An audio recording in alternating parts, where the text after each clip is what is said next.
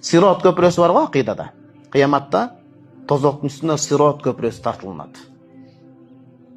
Ва им минкум илля варидуха. Құранда аят бар. Ары біріңер тозақты көресіңер, тозақтан өтесіңер дейді.